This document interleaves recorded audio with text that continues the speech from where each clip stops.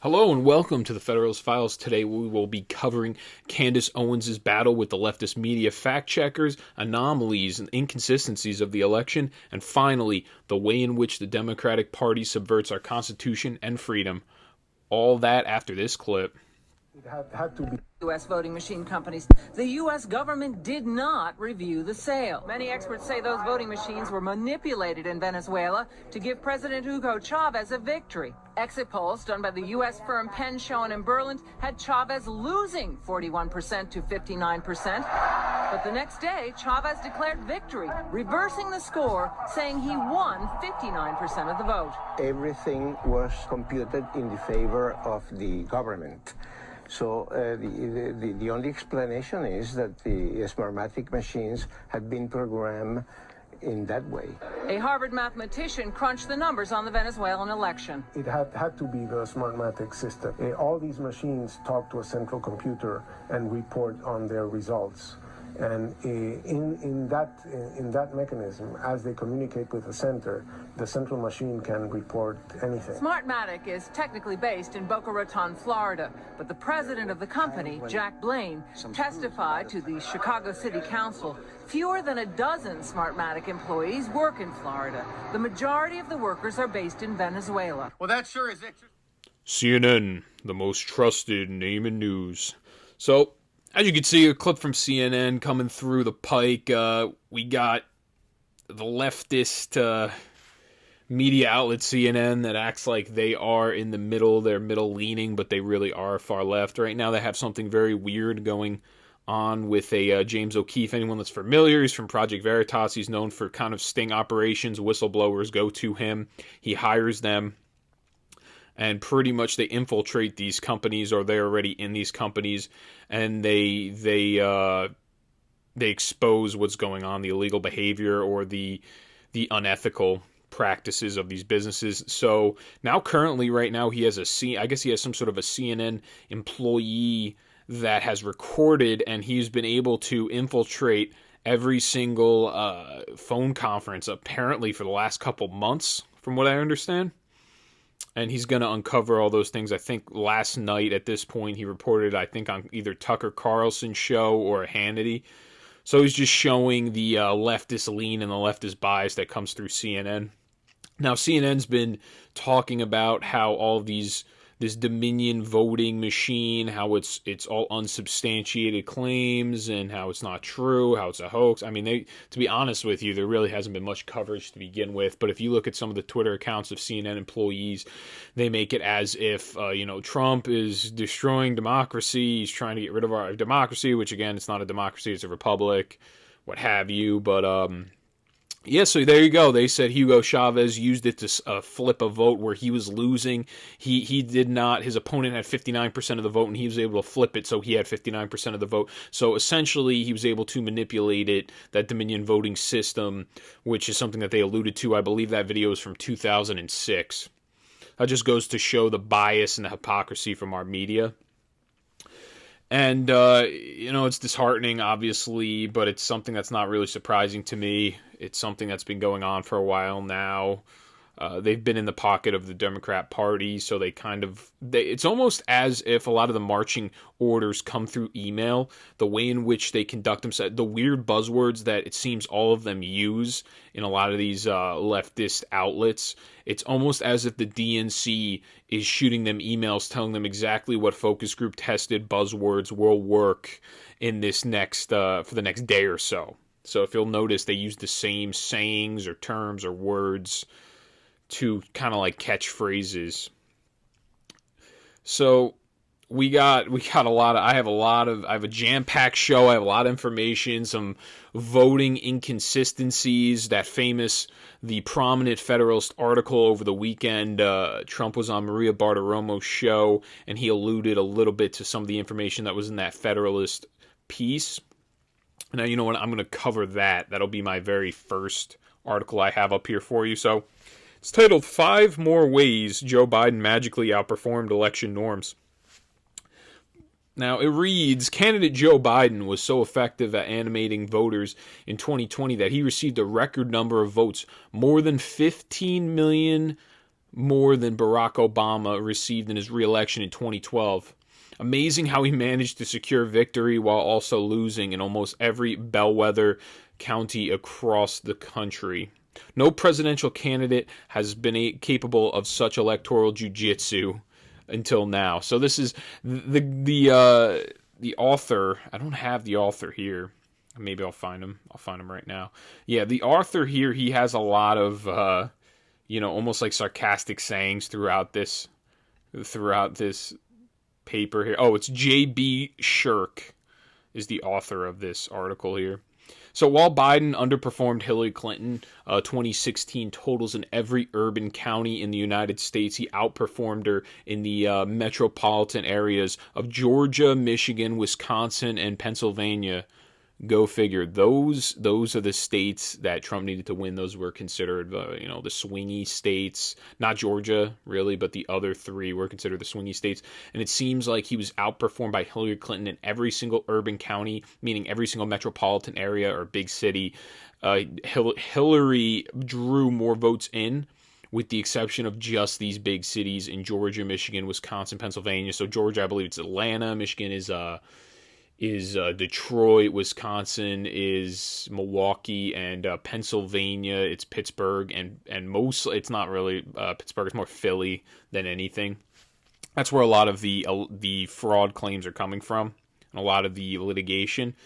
Now that's a record, and now remember what I said earlier: 15 million more votes than a Barack Obama. So then the joke now is made is that I've seen on social media is, so you're telling me Joe Biden must have really just backpacked Barack Obama in 2008 and 2012. He must have really just won him the election at this point if he's beating him by 15 million votes in 2012.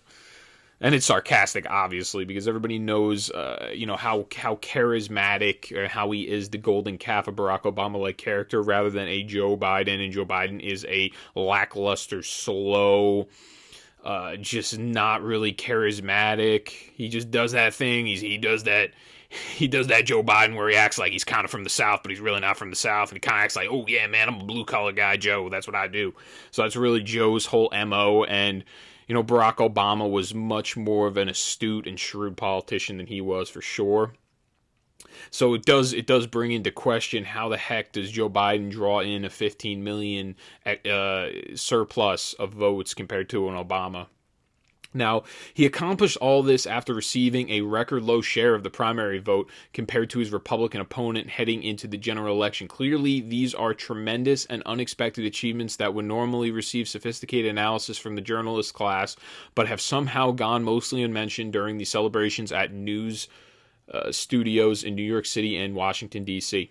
So he's going to go over he or she, I'm not sure if J.B. Shirk is a male or female, but they will be going over 5 different, I guess, what's the name of the article, or 5 more ways they magically outperform. So pretty much 5 things that are considered anomalies or unusual things that don't really pan out in terms of if you look at the entire country, because the entire country generally votes in a certain way.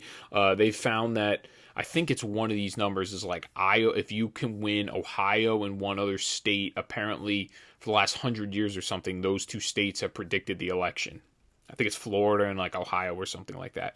Now, number 1 is the 80 million votes. A lot of Americans turned out for a Washington politician who's been in office for almost 50 years. Consider this: no incumbent president is nearly a century and a half. No incumbent president in nearly a century and a half has gained votes in a re-election campaign and still lost. So meaning in the last, man, that's insane. The last 150 years, nobody that was president, so they consider an incumbent somebody that's already, holding the seat of the presidency. So no one that has held the seat of the presidency has then gained more votes, meaning they've gotten more votes and then still lost. So in 150 years, that hasn't happened. And that's seriously unusual. now the fact that if it did happen. Now, President Trump gained more than 10 million votes since his 2016 victory, but Biden's appeal was so substantial that it overcame President Trump's record support among minority voters. Biden also shattered Barack Obama's own popular vote totals, really calling into question whether it was not perhaps Biden who pulled Obama across the finish lines in 2008 and 2012. So, like I said, there's going to be a lot of smuggy sarcasm in this one here. So, number 2, winning despite losing most bellwether counties. Biden is set to become the first president in 60 years to lose the states of Ohio and Florida on his way to the election. For a century, these states have consistently predicted the national outcome, and they have been considered roughly representative of the American melting pot as a whole. So like I said before, it was Ohio and Florida. In the last 60 years, they really determined who the president has been, and he did not win either one of those 2 states. Despite national polling giving Biden a lead in both states, he lost Ohio by 8 points and Florida by more than 3. 8 points in Ohio is a huge loss, and people were making it like he was going to win Ohio. Even more unbelievably, Biden is on his way to winning the White House after having lost almost every historic bellwether county across the country. The Wall Street Journal and Epoch Times independently analyzed the results of 19 counties around the United States that have nearly perfect presidential voting records over the last 40 years. President Trump won every single bellwether county except there was one, I think, that he did not win, but all 18 of them he won. And he won, here it is. He won. So Clallam is the only one that was won by Biden. Now, President Trump's margin of victory in the other 18 counties that are considered the bellwether, and when I mean bellwether, I'm referring to they almost predict, I don't want to say they predict, but they usually vote for whoever wins the election in the past 40 years. That's the way these counties go. And that's throughout the country. So those 18 counties, so out of 19 counties, you have you have Biden winning 1, you have Trump winning 18, and he averaged a 16-point margin of victory in each one of those 18. So you have an average of 16 points in these 18 counties, which is insane. I mean, that's remarkable. Now, in a larger list of 58 bellwether counties that have correctly picked the president since 2000, Trump won 51 of them by an average of 15 points, while the other 7 went to Biden by around 4 points, which is a much smaller margin of victory than a 15-point victory. I mean, I shouldn't have to point that out, but bellwether counties overwhelmingly chose Trump, but Biden found a path to victory anyway. So all these things are very questionable. It's just interesting the way in which there's a lot of anomalies here that are starting to add up. Now, number 3, Biden trailed Clinton except in a select few cities. Patrick Basham, a pollster with an accurate track record and the director of the Democracy Institute in D.C., highlighted 2 observations made by fellow colleagues, polling guru Richard Barris of Big Data Poll and election analyst Robert Barnes. Barris noted a statistical oddity from 2020's election returns. Biden underperformed Hillary Clinton in every major metro area around the country, with the exception of Milwaukee, Detroit, Atlanta, and Philly. So every single metropolitan area, you had Biden underperforming even Hillary Clinton, out of all people, and she's probably the least likable politician of all time. She has no has no charisma. She's just so unlikable, and she's so fake and fraudulent and superficial. I mean, she went on that Charlemagne the God. She went on his show, The Breakfast Club, and she pulled hot sauce out of her purse because she thought it was relatable to black voters. I mean, the things she does for political expediency is disgusting. Now, Barnes added that in those big cities and swing states run by Democrats, the vote even exceeded the number of registered voters. So in those big cities, you got more votes coming in than people are even registered to vote, which is, amazing in and of itself. These are all just anomalies. It's something that the media doesn't report, even like some statistical analysis that, I mean, you can't fight numbers. Now, in the states that mattered most, so many mail-in ballots poured in for Biden from the cities that he put up record-breaking numbers and overturned state totals that looked like comfortable leads for Trump. And this is something I'll get to in the very next article I have, and it's an intense article. It's very statistically driven. Anyone that took a stats class in college can somewhat understand it. I'm going to leave everything that I'm mentioning today, every single article will be in the description below. And I highly suggest the vote pattern analysis one that I'm going to go over next, as well as this one that I'm covering now, you check out, just because, especially the vote pattern analysis, if you can understand what's really going on, which I'm going to try to do my best. I am not a statistician, but I will do my best to explain it and describe it as clear as humanly possible. Now, I highly suggest you check them out because they are very damning. There's so many anomalies that really don't make any type of sense. So, next is number 4.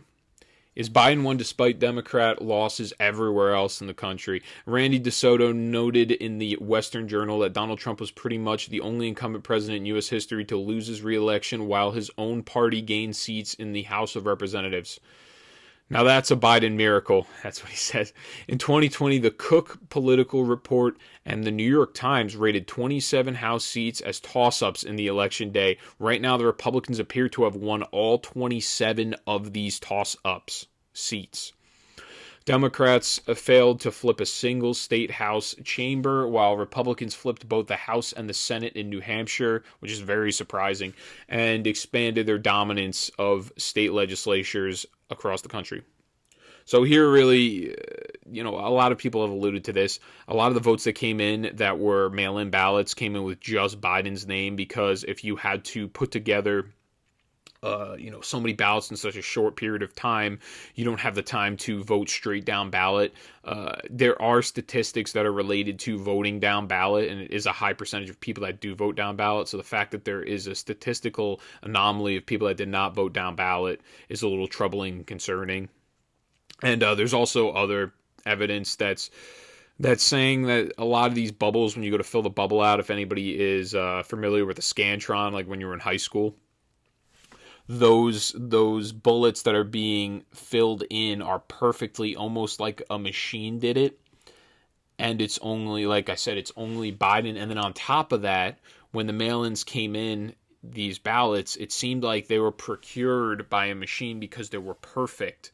There was no bends, there was no inconsistencies that there usually are with mail in general. Anybody that works for the post office, they'd be familiar. Anyone that mails things out, or even if you get a lot of mail, you would understand that there's going to be creases and bends on the edges. But it seemed like none of that. These were immaculate, envelopes. So the fifth one and the very last one is Biden overcame Trump's commanding primary vote. Now, in the past, primary vote totals have been remarkably accurate in predicting general election winners. Political analyst David Chapman highlighted 3 historical facts before the election. First, no incumbent who has received 75% of the total primary vote has lost re-election.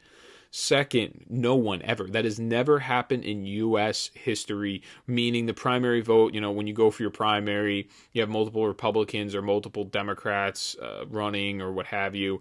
And if you have not received 75% of that total primary vote, then you have lost your re-election.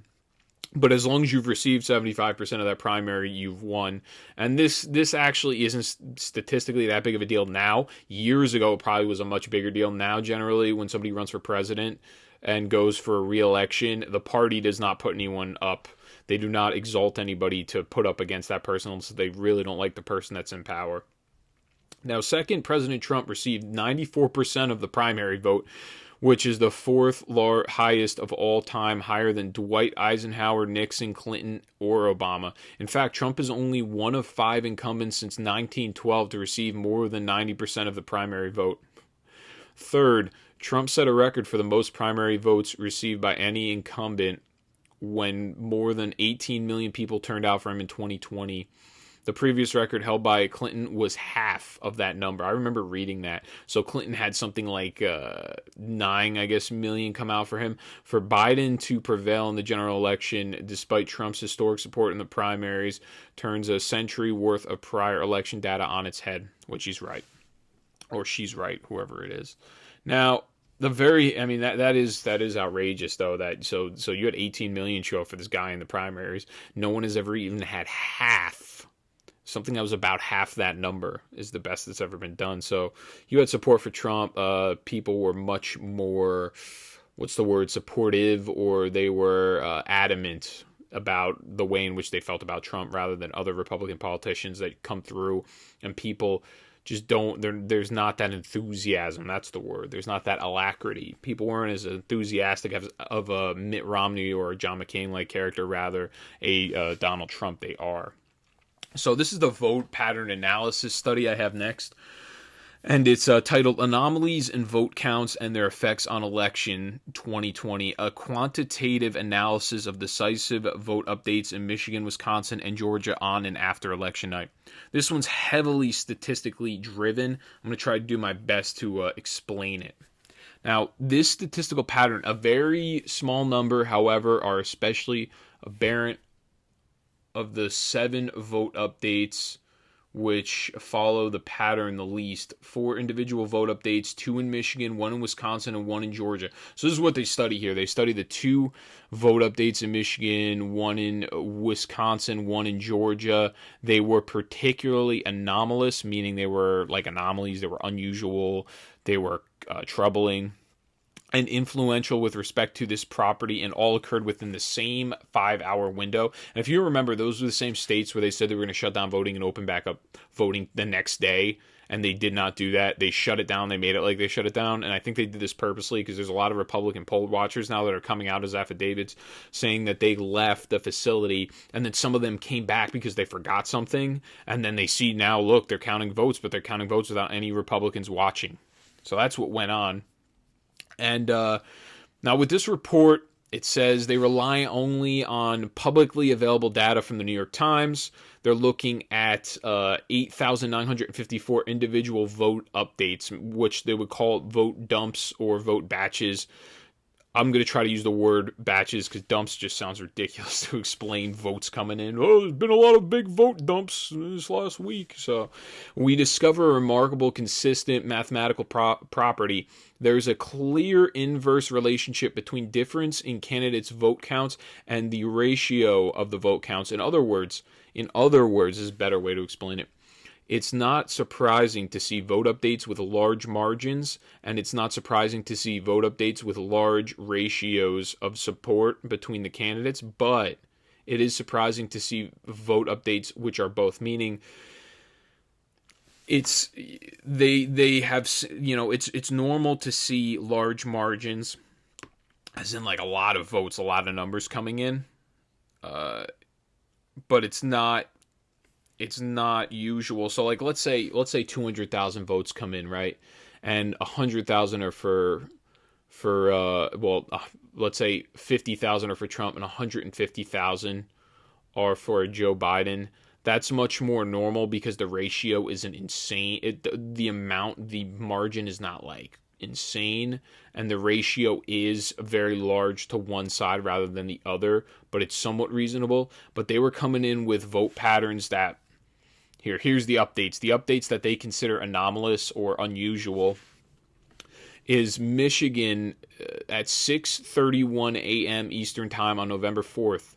So this is like the night of, going into the morning of the next day. They're counting votes. It shows 141,000 votes for Joe Biden and 5,000 for Donald Trump. So that ratio is outrageous. I mean, I can't even do the math on that ratio. It's like, that's got to be, that's got to be like a 40-1. So for like 40 votes, 5 times 4? It's almost 4. It's a 30. It's like for every 30 votes, you got 1 Donald Trump vote. I mean, that's around what it's at. An update in Wisconsin listed at 3:42 a.m. Central Time on November 4th, so that's saying the night of, going to the next day after Election Day, it shows 143,000 votes for Biden and 25,000 for Donald Trump. And then another one in Georgia, 1:34 a.m. Eastern Time, the night going into the next day of the Election Day, it shows 136,155 votes for Joe Biden and then a 29,000 vote for Donald Trump. And then there was another update in Michigan, the other one that's in question, is a 54,000 vote for Joe Biden and a 4,000 vote for Donald Trump. So if you sit there and you think, okay, so how many times does 4,000 go into 54,000? At least 10, around 12 times realistically, right? So around 12 times. So for every single 12 Joe Biden voters, you had one Donald Trump voter. And then that goes the same way, and this is just my own rough estimate to try to explain it the best way I can, because a lot of this, they use standard deviations. So the best way to explain a standard deviation, anybody that's taken statistics, let's say you have a player like a Michael Jordan. Throughout the entire season, let's say he averages 30 points. You would take all of the analysis every single day of his point total in every single game that he played. You would do a math on it, and you would kind of be able to figure out the ratio of deviation, they would call it. That's why they call it standard deviation. So it would be like a plus or minus. Let's say it's plus or minus 5 points. So it's supposed to guess the regular deviation from the average. So his average points per game is 30. Now, his deviating, or meaning if he scored more points or less points in the game, it would only be within a 5-point margin. So it would be either 35 points or it'd be from 35 to 25. It'd be in that. That is considered a standard deviation. Once you go outside of the standard deviation, it's no longer standard.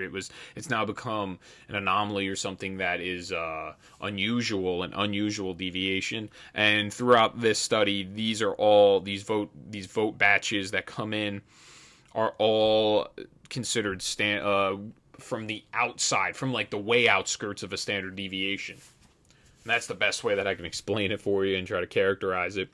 Now, late on election night 2020, President Trump had a lead of around 100,000 votes in Wisconsin, a lead of around 300,000 votes in Michigan, and a lead of around 700,000 votes in Pennsylvania.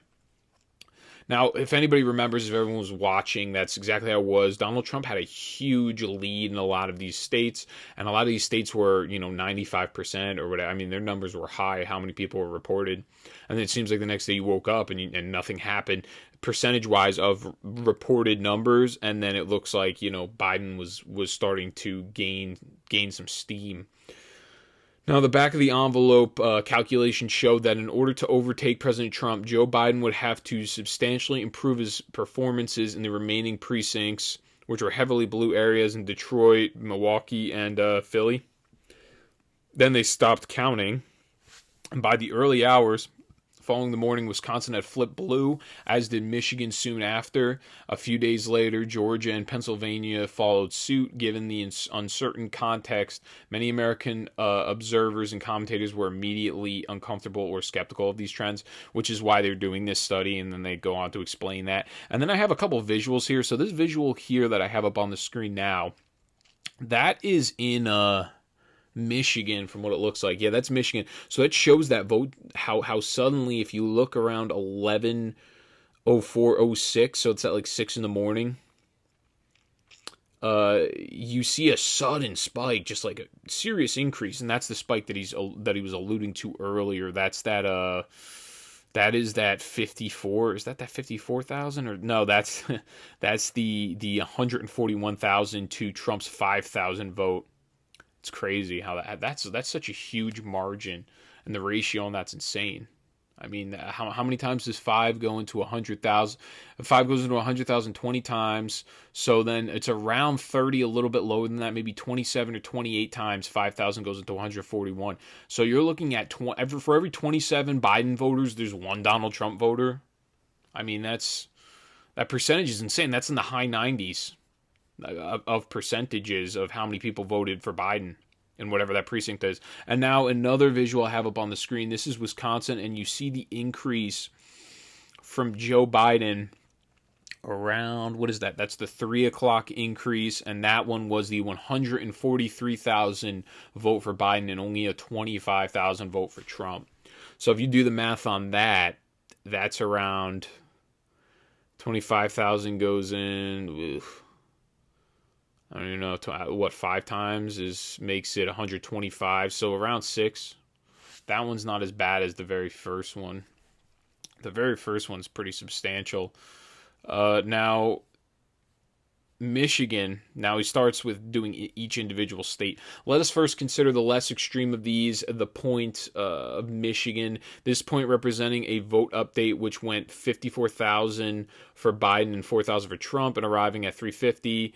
This is both the largest vote margin of Biden's, 49. It's a 49,000 vote, and also has the largest Biden to Trump ratio at 11.55 to 1. So you had like 11 voters for 1. I think I said that earlier. As we can see, and as described above, the update with the next largest margin was an update with merely 7,000 votes, while this update had over 7 times as many votes and broke more heavily for Biden. The oddness of this update described above pales in comparison of that update in the top right corner. However, that update at 100, represents the vote update described to the top of this report and is responsible for extremely. It arrived at 6, so that's the 631, the huge one that I was talking about, the 141,000 to 5,000 for Trump. Those are both the largest vote margin, and he actually goes through. So the Trump ratio on that one is 23. So for every 23.5 voters, Trump got 1 vote. As we will see when comparing the other states by our metric, this is the single most anomalous point in the nation. So Michigan's the worst by far is pretty much what he's saying, which doesn't surprise me. Michigan's known to be super corrupt. Detroit's like a total mess and a disaster. They can't get clean water in Flint, Michigan. They haven't apparently been able to clean it for years, and they still can't figure it out over their governance. And then people like want the president to figure it out, which is weird and doesn't really make any sense. Like, that's not the president's job. But in particular, calls into serious question the veracity of this vote update and is perhaps some of the strongest direct evidence of fraud in this entire report. Someone looking to fraudulently improve Joe Biden's margins relative to Donald Trump's is likely to be focused on covering their tracks by keeping Joe Biden's share update at the... Now, this is the interesting part. They're talking about... This is likely to be focused on... I feel like I'm missing one of these here. I'm missing something. Now, he talks about 95% going to a Biden would be plausible, as in it's like a possible thing, but a 99.9% at this scale becomes prima facie implausible. So it's something that you would consider impossible. Now, one effective way of achieving the desired goal of decreasing Donald Trump's lead at this point would have to be to suppress the Trump vote while artificially inflating the non-two-party vote, meaning the third-party vote, who was a Joe Jorgensen. So, let's see if they have the exact numbers. They had the numbers with something like it was a Trump... I'm definitely missing part of this article here, but Trump was, I remember reading, it was something like Trump had 5,000, that 5,000 that he got, because, Biden had 141, then Trump got 5,900, right? And Joe Jorgensen, or the third party vote, was something like 2,500. So they're saying that that's a way, because you can't make it a 99% win for Biden, because then it's very suspicious. So what they did was they made it around like 90 to 95% of people voted for Biden. And then they didn't even want to give Trump the extra 5%. What they did is they cut that in half, and they cut that in thirds, and they gave, or 3/4 quarters. They cut it in quarters, and they gave 3/4 of it to Trump, and then they hid the rest that were supposed to go to Trump, but they hid it and they sent it to a Joe Jorgensen. That's really what they're alluding to here. They don't really make any serious claims in this. They just say at the very end, and their conclusion is it needs to be definitely investigated. For sure, it needs to be investigated, pretty much is what they say. And especially, he says this is the most damning part of this entire thing, because this is something that's so unusual and it's such an unusual ratio that it makes it almost obvious that there's something that's been manipulated, especially when throughout the country the third-party candidate didn't get anywhere near that on any type of vote batch. The state rate... Okay, so next is a look at Wisconsin. On the top right, which they say... So the vote that it was at 3 a.m., 143 to Trump's 25,000. So 143,000 to 25,000 gives it a margin of 118,000, and the ratio is 5.7 to 1. This is about 3 times larger than the update with the next largest margin, which was 39,000. So it's not even close. At the same time, only one update won with a mere 6,000 votes, which went 3,000 for Biden and 495 for Trump, has a larger ratio at around 6 point. But that's considered much more normal because the ratio may be higher, but the amount of the margin, Biden had only 3,000 votes. Trump had 495. So the margin isn't even, it's not astronomical like the number above. Like I said, if the margin's really, really substantial, along with the ratio, which is something that's considered now anomalous information, that is not normal. Now they go on to compare all of this here, the authors. They're saying New York, Pennsylvania, Minnesota, and they're finding that they are not consistent with the numbers, and especially New York, which is interesting because New York's such a big city. You would think that somewhat those numbers maybe might line up with those big cities, but they're saying throughout the entire thing that they're not. But at the very end here, I have a visual, and that is those anomalous scenarios, situations, and instances, if you want to look at them. Right there, they pretty much speak for themselves. You got Michigan, like I said before, 141,000 to 5,000. Wisconsin, 143,000 to 25,000. Georgia, 136,000 to 29,000. And then Michigan, 54,000 to 4,000. Now, this would kind of...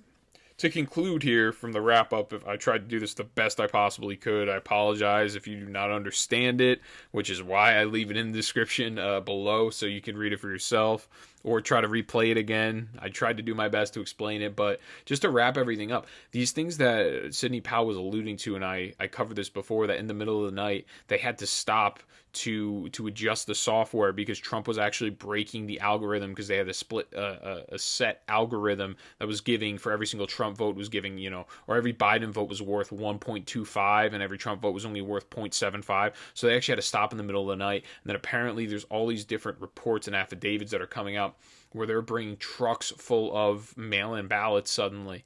Like almost like they had them. You know what's funny? It's almost like they had them sitting there on reserve waiting. And this is something that actually happens if you've watched any of these videos on these groups, the Black Lives Matter group or the Antifa group, when they come out with the verdict of whatever ends up happening in court, these people are on the street, they are waiting. The grand jury chooses not to indict. I don't remember which state this was exactly. I think it was the Breonna Taylor case. They chose not to indict. These people are waiting outside. You see a U-Haul pull up, or an Enterprise rent-a-truck. It was some sort of a rental. Doesn't really matter what kind it was, but it was a box truck, and you see it open up with all of the materials that are needed now to riot. Because this is stuff that is planned out, and they don't know who it is. A lot of people point to Soros. I'm not exactly sure who it is, but somebody is setting... These are organized... They are organized riots. They are not something that's just random where people just come out. They have plans. It is organized.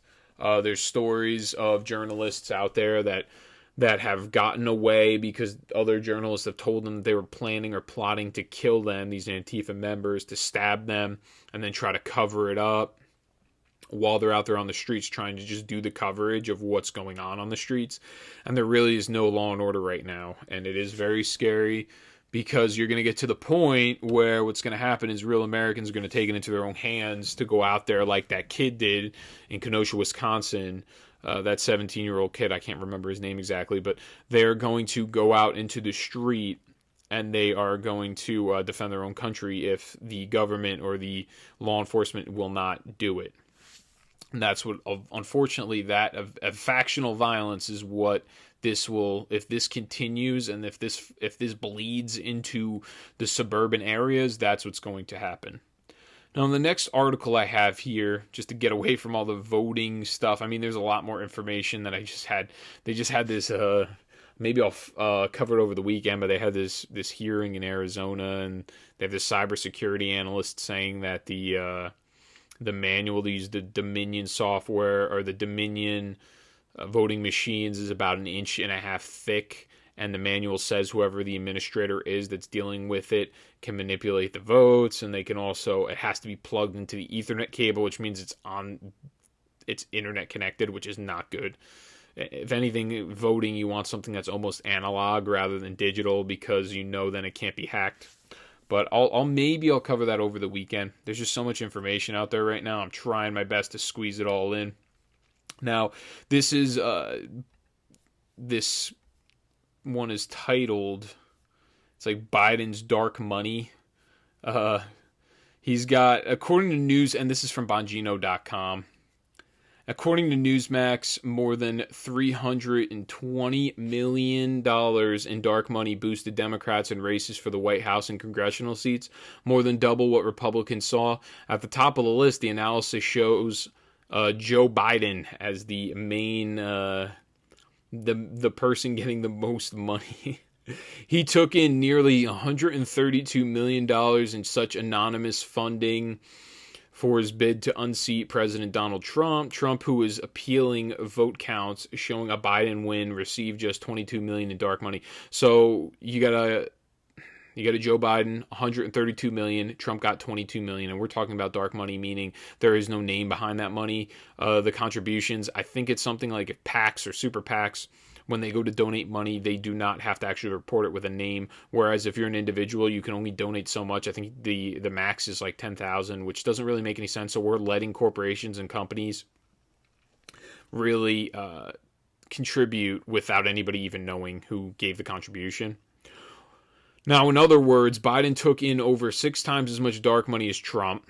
Most dark money groups are nonprofits that engage in work related to social welfare. As long as involvement in an election isn't deemed the primary activity of the nonprofit, they can contribute to campaigns without providing the names of their donors, which I said before.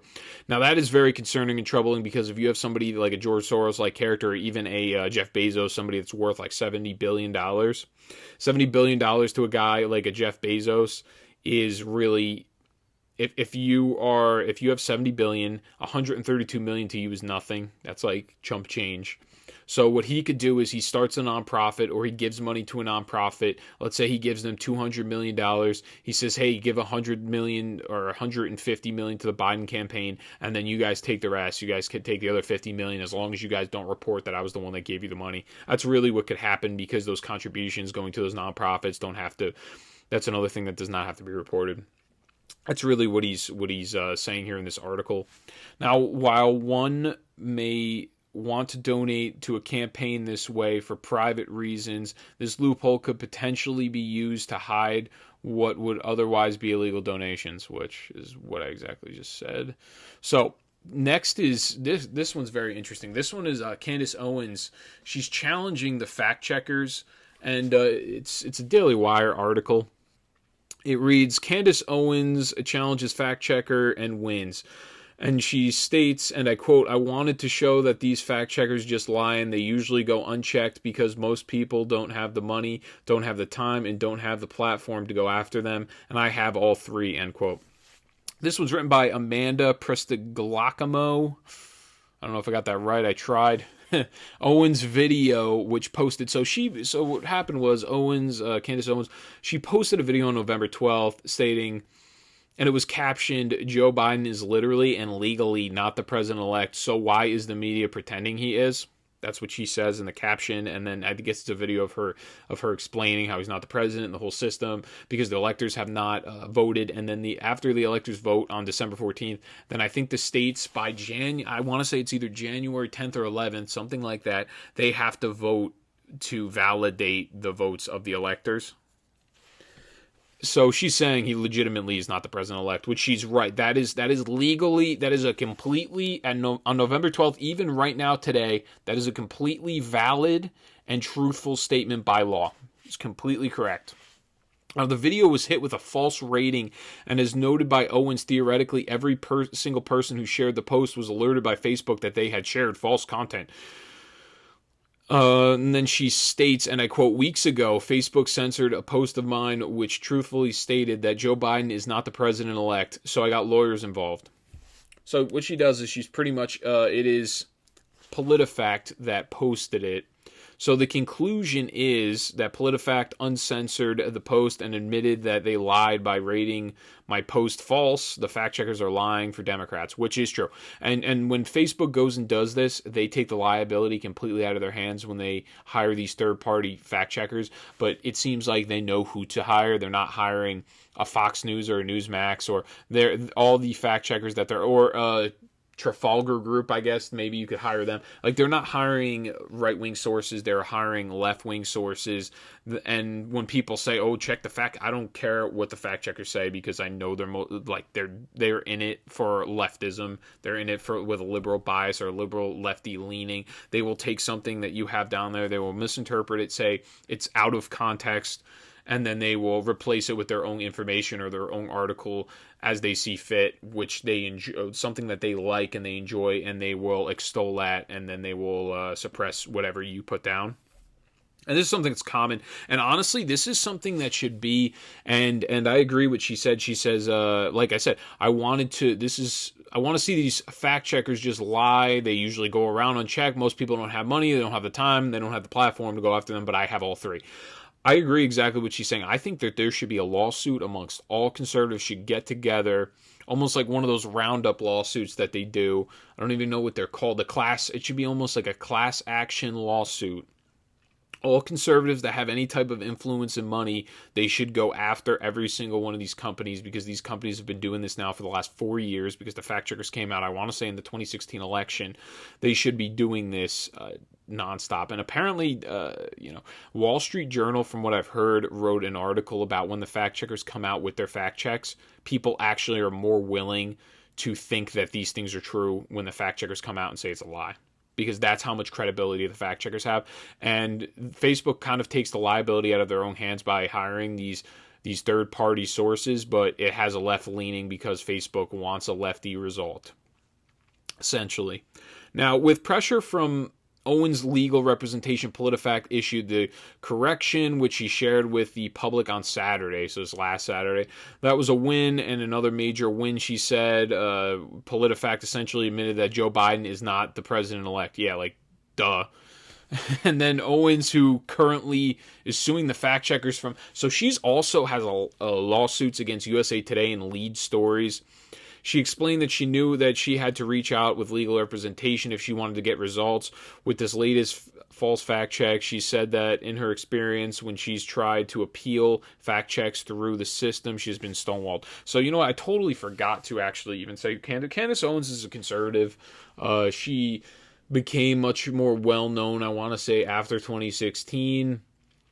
She became red-pilled. She was a Democrat, lifelong Democrat, pretty far left. And she took a lot of the virtues and the principles of her own grandfather, and then she became much more conservative over time. She started to realize that leftism was like a curse, and it was like a cancer on our society.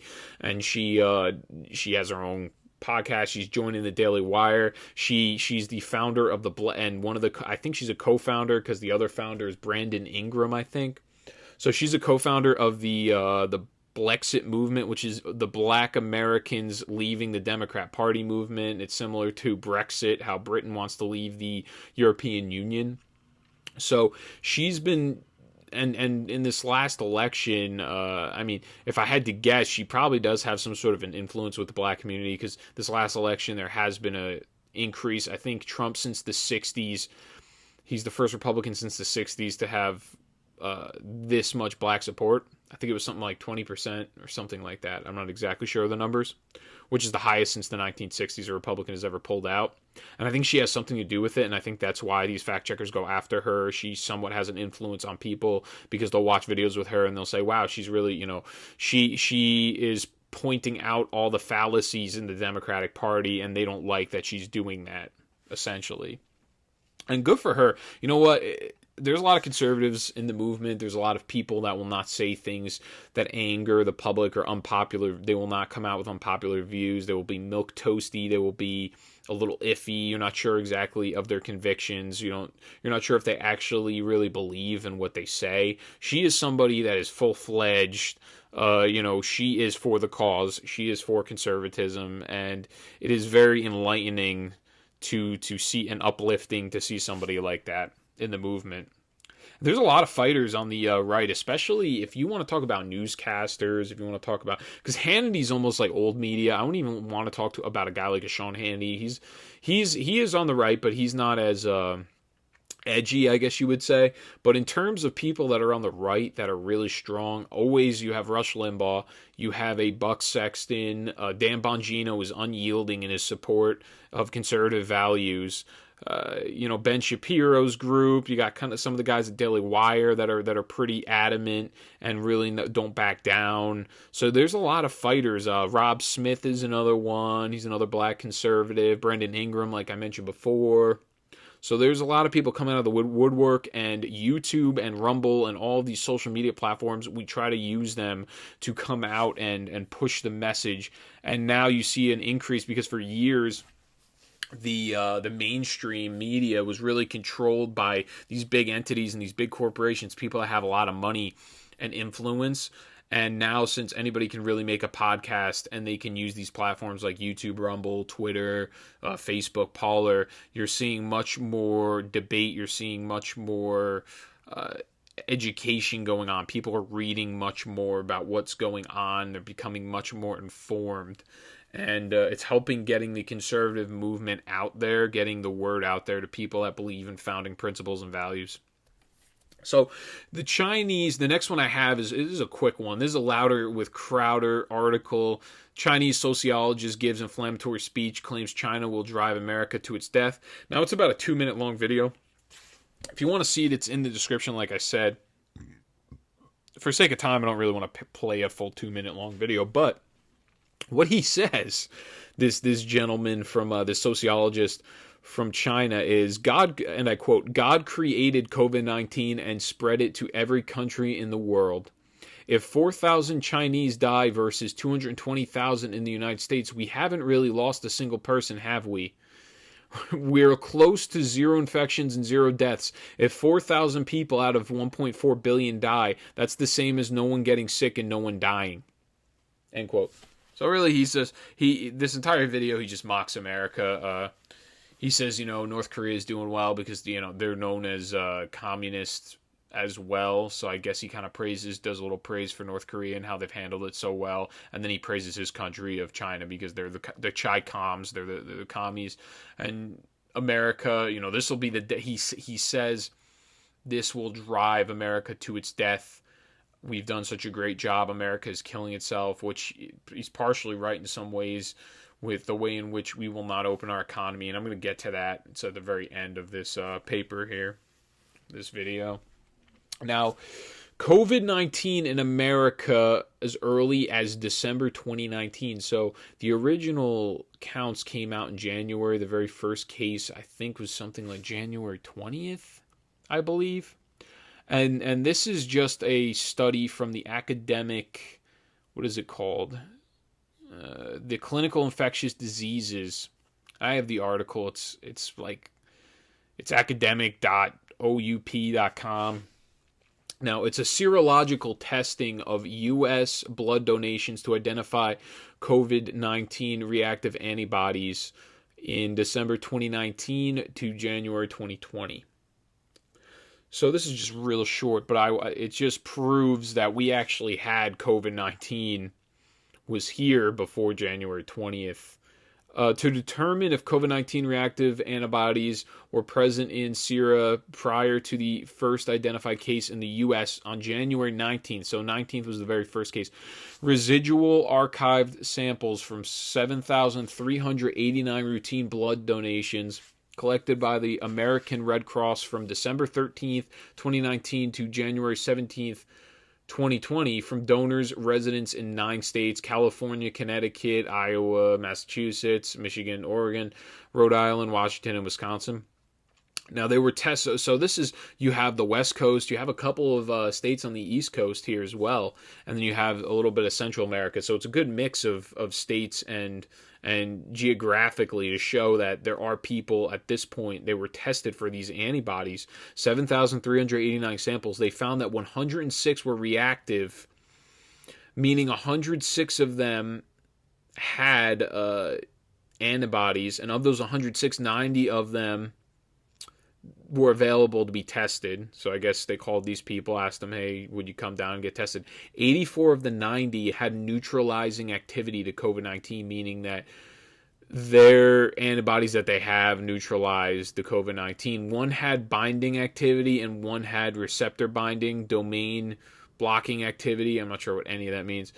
But this suggests that antibodies were already built a month before the very first case in January 19th. So we had this for a full month. I just thought that was interesting study. You know, everyone wasn't freaking out at that point until later, and they're freaking out even more now.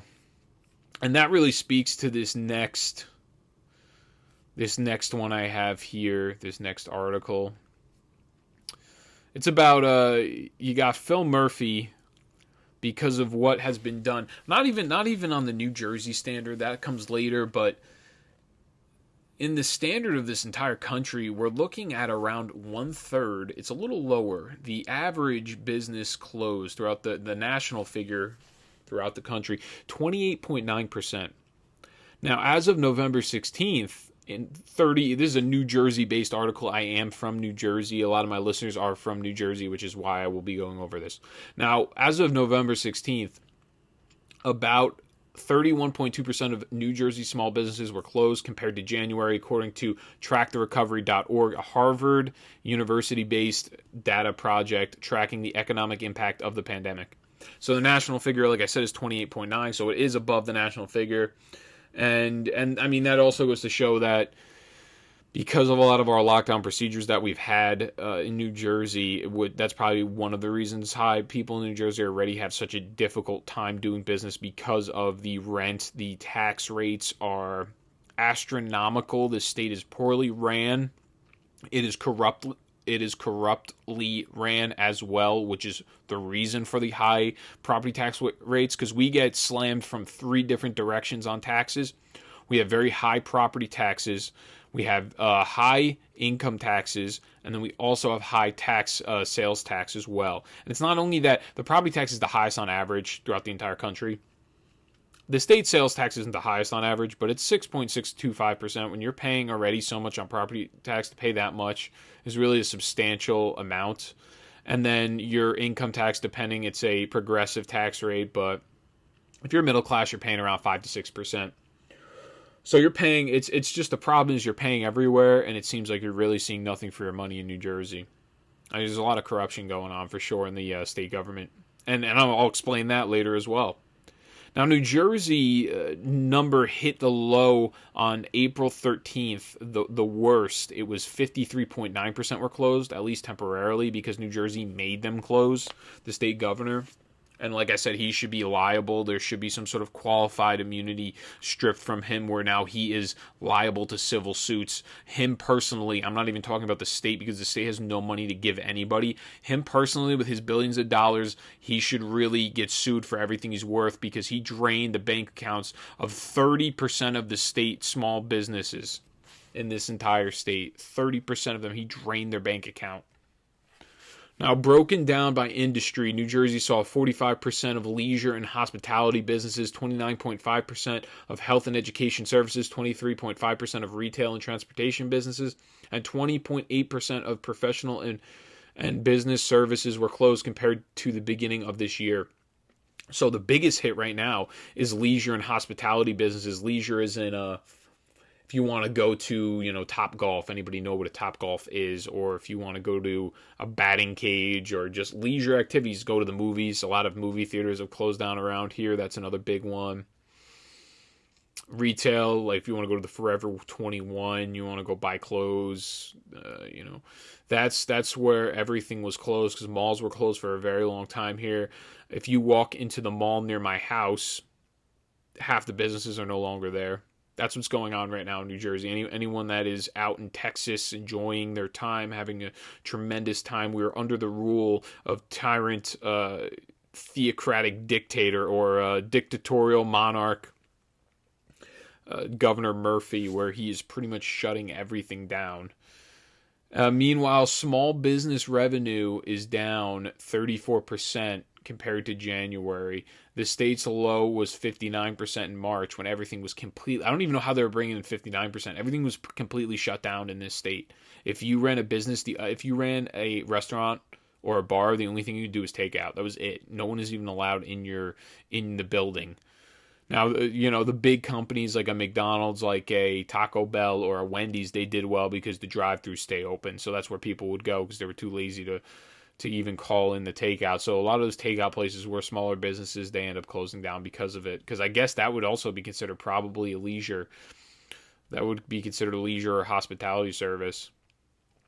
That's a shame. Now, as the first COVID-19 has surged through New Jersey in the spring, Governor Murphy ordered all non-essential retail businesses to close and all bars and restaurants to be limited to takeout and delivery. As numbers gradually improved, Murphy allowed retail to reopen at 50% capacity and restaurants to reopen for outdoor dining, and then 25% indoor dining. No one is making a profit on 25% indoor dining. Everyone knows that. If you know any, and Murphy should know better, considering he worked for Goldman Sachs. He should know something about the way in which ratios and money works. And it reads, but those numbers haven't changed for months, and it seems unlikely the governor will further ease restrictions anytime soon, now that coronavirus cases, hospitalizations, and deaths are rising in the second wave. Murphy recently ordered restaurants to close indoor dining between 10 p.m. and 5 a.m. each day, and has said further options remain on the table. So Murphy has suggested New Jersey would be basically putting a bullet in restaurants and non-essential retail officials say, or offices, in restaurants and non-essential retail, if officials close them without more federal help. So really what he's crying about, and he's been crying about it, and so has Governor Cuomo, all of these governors, all these tyrannical, dictatorial governors in these liberal states, or just them being a Democrat, even if it is a conservative state, just the Democratic governors that run these states, they have shut down business. They have not allowed any revenue to come in through tax dollars. So there's no way that they can even give a relief to these small businesses, because they're not allowing any type of tax revenue to be gained, because there is no type of exchanging of money back and forth between these small businesses. So they have no state income. They have no state revenue coming in. So it's not like he can come out and he can give some sort of stimulus package in the state, even though he's looking to give every single person that's born like $1,000 bond in New Jersey. There's all these weird socialist policies that he's trying to push, or these social welfare safety nets that he's been trying to push for the last 4 years. And we're sitting here going, well, if you just allow us to open up, there's no reason we won't need federal dollars. We won't need your incentives. If you just let us run our businesses and do our thing. It's already hard enough considering how expensive it is with the property taxes and the rent in New Jersey, and then the sales tax, and then the income tax. It's already difficult enough to deal with all of that. Now you guys are completely shutting us down. So he's calling for the federal government to bail out the state of New Jersey. He's not really actually, and I'll show you his intentions here in this next article, because what his intentions are is he already received $2.4 billion from the stimulus package that Congress passed in April. And you'll find out how much of that he has been able to release to help small businesses, even though they won't say it in this article. They're not going to disclose how much it is, but the next article I'll get it, or it's 2 articles from now. Now, New Jersey, now this is from the same article here in NewJersey.com. There was a link that I clicked. New Jersey to provide $100 million more to help small businesses, restaurants, families hurt by COVID-19 pandemic. This was October 14th, 2020.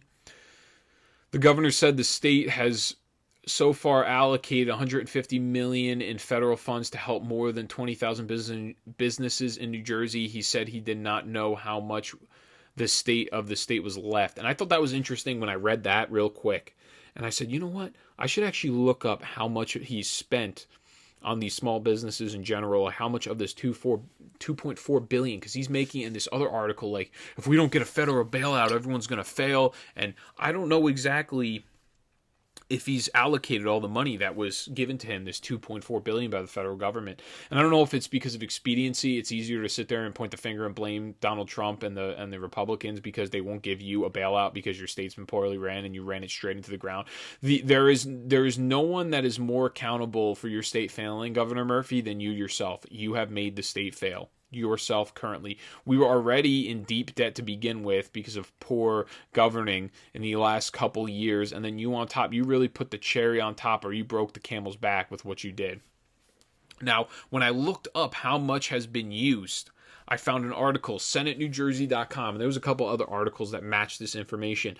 According to the report issued yesterday by the New Jersey State Auditor, barely 10% of the $2.4 billion of CARES Act funds has been expended by the Murphy administration as of September 30th. So by September 30th, he hasn't even spent 10%. He spent 10%. So he spent what? $240 million. That's it out of the $2.4 billion. So a review of the state's accounting system on October 6th by legislative staff found that more than $1.5 billion of the $2.4 billion block grant remains untouched in the state treasury account. So we're looking at $1.5 billion just sitting in the treasury while all of these people, their businesses are failing and they're struggling, while our dictator sits on $1.5 billion in New Jersey. That's what's going on right now. He's sitting on it. I don't know if it's for a political expedience. I think it's one of two things. I think it's to make Donald Trump either look bad or the Republican Party look bad and ask for more and more money, or it's because he wants to pay off the state debt. He's going to take that money that's meant for small businesses and meant to help individuals that are having issues paying rent out or off or what have you.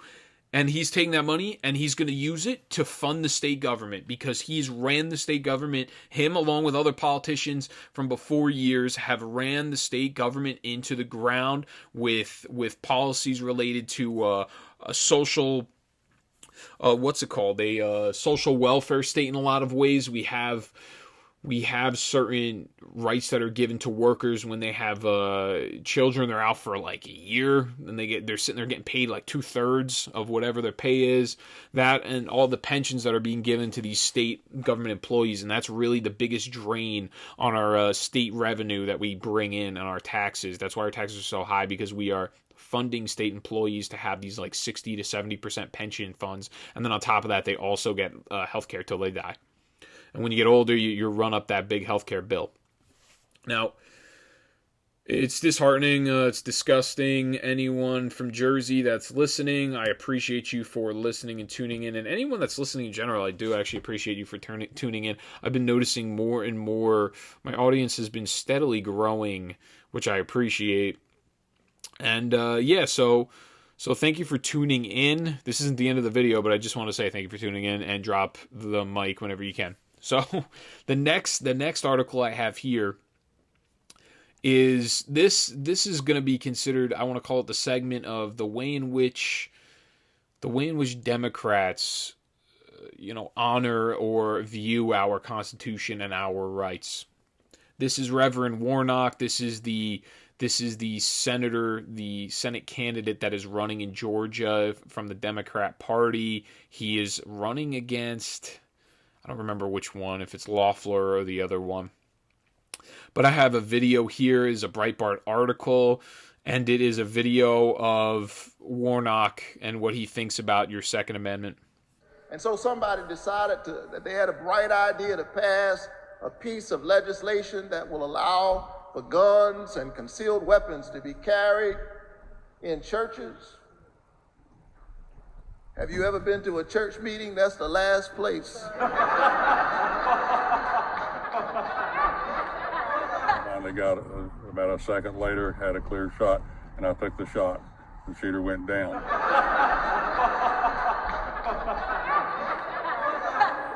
There's a man in black tactical gear shooting up the Baptist church. And those people are my friends. Those people, when I opened up the safe, I pulled out an AR-15. You ever been to a church meeting? That's the last place.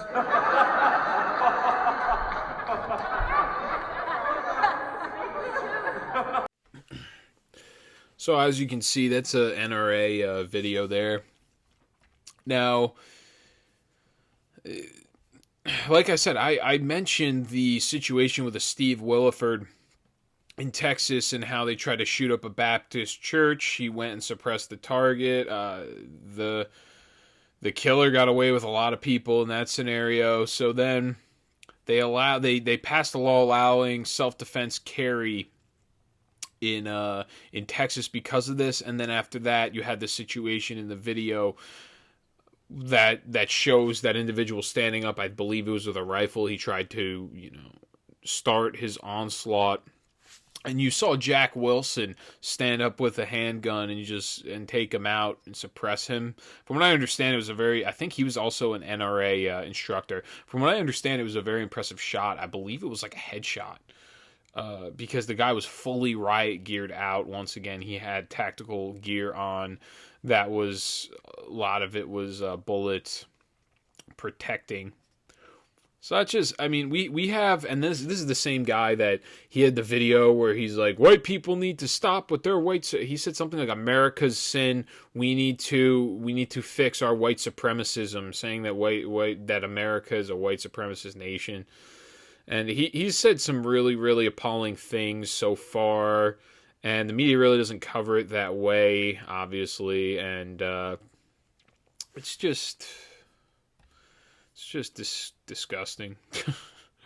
I don't know what else to say because it's over and over again. And the NRA, this is a big thing I wanted to mention actually a couple of videos ago. The NRA in this last election actually, and I want to be honest with you, I'm not even a fan of the NRA because they do not protect the Second Amendment like they make it like they do. They pass a lot of gun control with politicians. They actually kind of work with politicians to pass gun control, which is why I like to say I'm not really part of the Republican Party, because the Republican Party has passed a lot of gun control legislation, so I don't really even line up with them.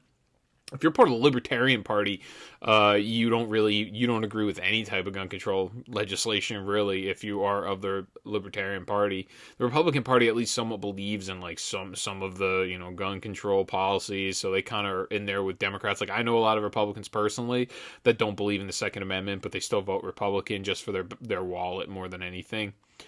Now, and I don't really, because they like the low tax rates. So in this last election, New York prosecutor went after the NRA. I don't really even remember what for. And they fought them in a legal battle, pretty much pulling the money out of the NRA that would usually be used to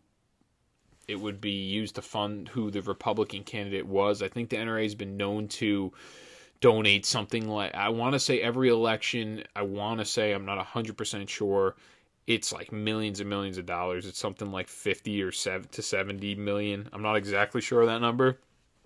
And in fighting them in court, you pulled all the money from that fund that is used for influence in elections. And that's one way that they went after Donald Trump and the Republican Party. They thought if they could shut the NRA down and they can cut down how much money they have in the account to pay for elections or pay for donations to Republican candidates, that they can suppress the vote.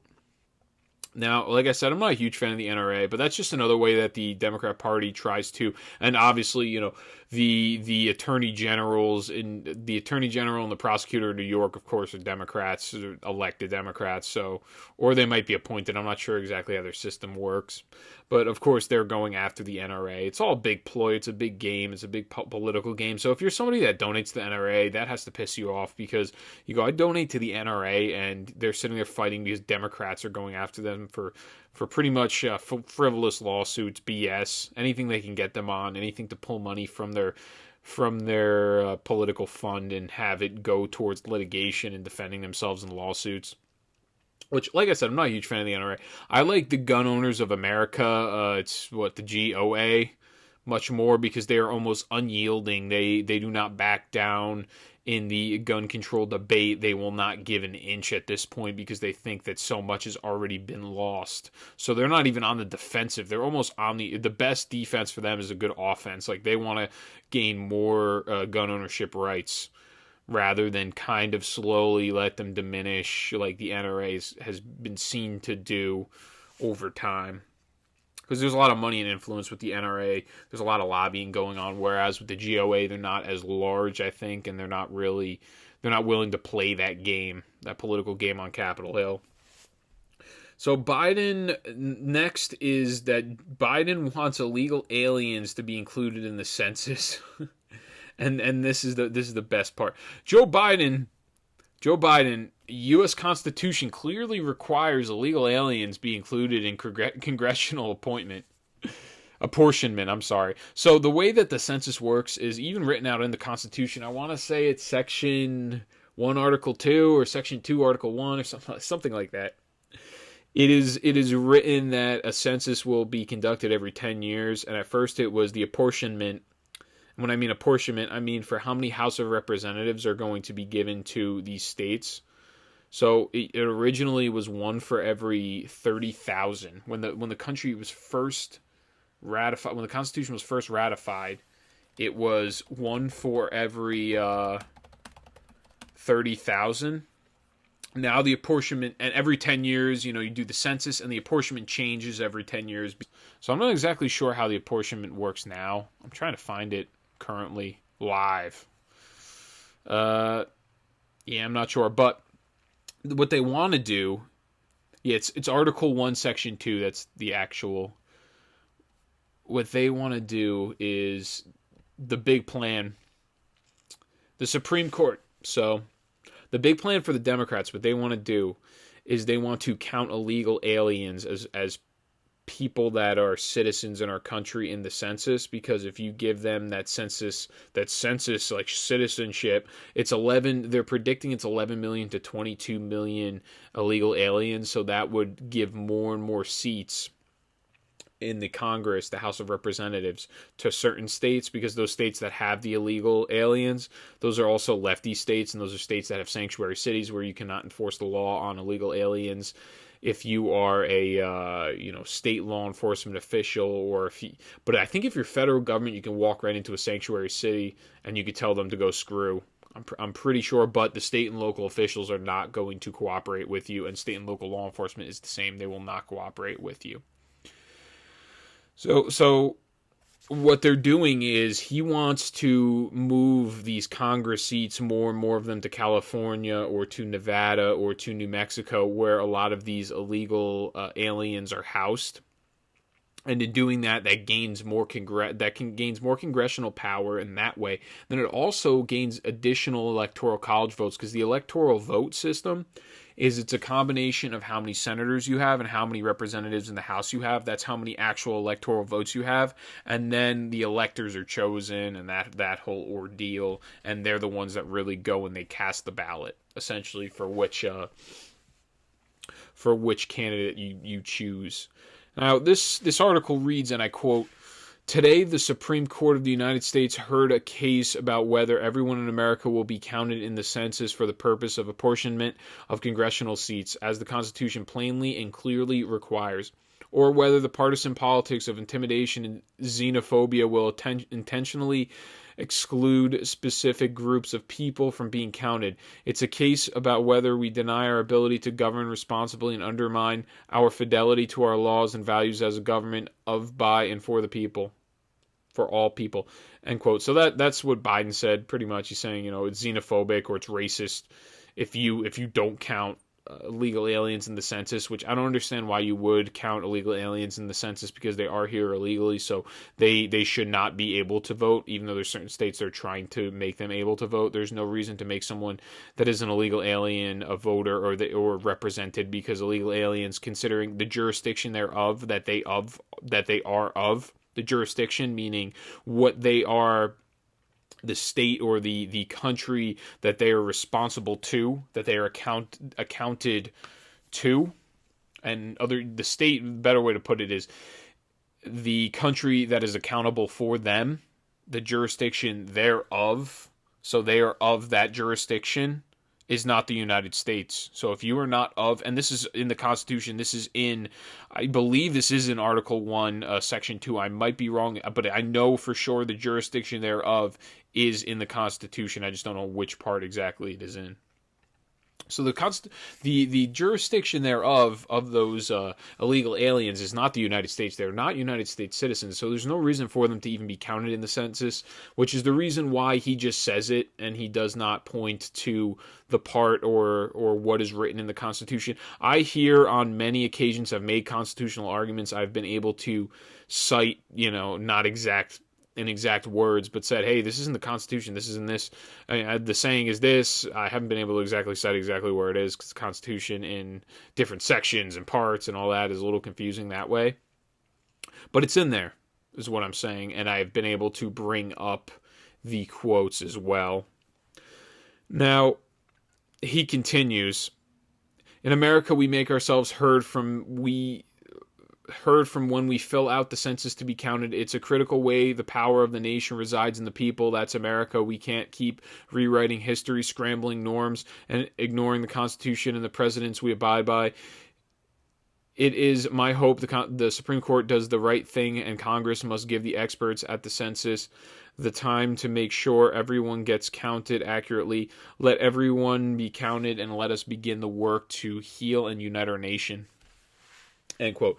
So it's just a bunch of mumbo jumbo, political garbage, scrambling norms, rewriting history. What are you guys talking? Your party has been rewriting history, especially historically. You guys make your own revisionist history about a lot of different things. In terms of Thanksgiving, I don't even want to get into it. It's such a long story about the real story of Thanksgiving and the very initial address and the celebration in the United States of Thanksgiving was given by President George Washington, and it was right after they ratified the Constitution, actually. And the reason in which he gave it was he was giving all the grace and the glory to God the entire time. There was nothing even mentioned of any type of pilgrims. There was nothing mentioned of any Native Americans. It was the grace of God the entire time.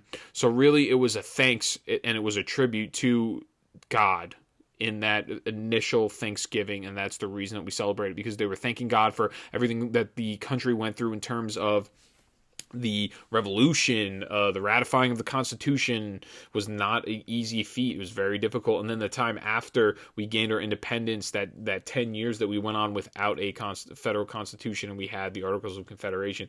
So really, he was coming together saying, wow, this is amazing. Look at our country. We have, I'm the president. We have representatives. We have Senate. We have representation. We are for the people. We were able to formulate this amazing document, maybe the best governing document in the history of the world. We're going to thank God for this at this moment. And that's what Thanksgiving was all about initially.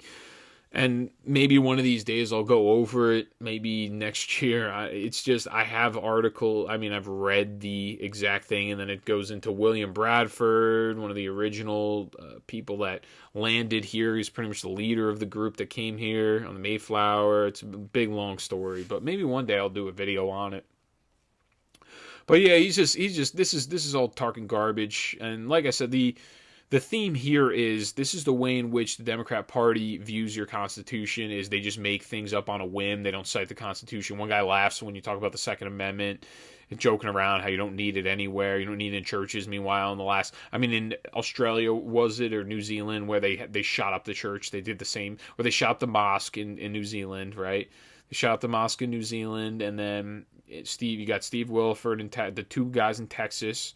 They shot up that church. And then there was the other guy that shot up the church, that white supremacist guy in South. It was either South or North. It was Charleston, I think, North Carolina or South Carolina, and he shot up the church as well. So this is something that's happened before. I don't understand where he's coming from, and it's just his anti leanings towards the Second Amendment, and the Democratic Party's anti leanings towards the Second Amendment. And this is the reason.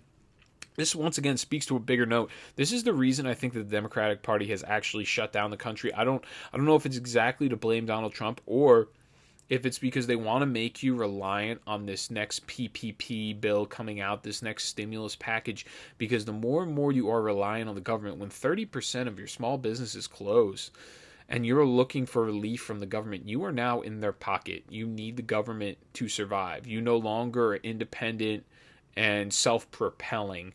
You are not funding yourself. You are not taking care of yourself. You now have the government. You are dependent on them. You are not independent. And it's a shame. And I think that's what they want. They want all the people to look up to them and kiss their feet and their toes. And then the less and less people have them, the more they rely on the government, the more they're willing to give the government some essential rights just to be able to survive. And so the government's doing that. This has happened at this point. If we see a huge economic breakdown, because me personally, I am not an optimist when it comes to the market. When I look at the market, it looks good. It looks a little, I think it's inflated, especially if you have a Joe Biden presidency coming down the pike, then we're going to have some serious issues in the future. I think a lot of people are going to lose their pensions, or rather their 401k money. I think there's going to be a huge drop in the market. We're just kind of waiting on it right now. And especially if they announce that it's not a Trump victory, and then they also announce that Democrats somehow are able to tie it up in the Senate, and then that when the Senate goes for a vote and then it's a tie, guess who it goes to? It goes to the vice president. So it's really a very, very slim and small Democrat majority in the Senate. So like I said, yeah, scrambling, the norms, it's just a big joke. They just say things that are focus group tested. He only has so many different things in his wheelhouse, rather, or his utility belt, kind of like how Batman has the utility belt. He only has so many sayings and so many speeches left in his brain, because he is deteriorating cognitively for sure. And if you notice, he kind of says the same things over and over again. Then when he tries to say, this is one thing that he does when he goes to talk, he'll squint sometimes because he's thinking so hard about the word, and the word that he's just trying to remember what exactly he's supposed to say because it's been spoon fed to him.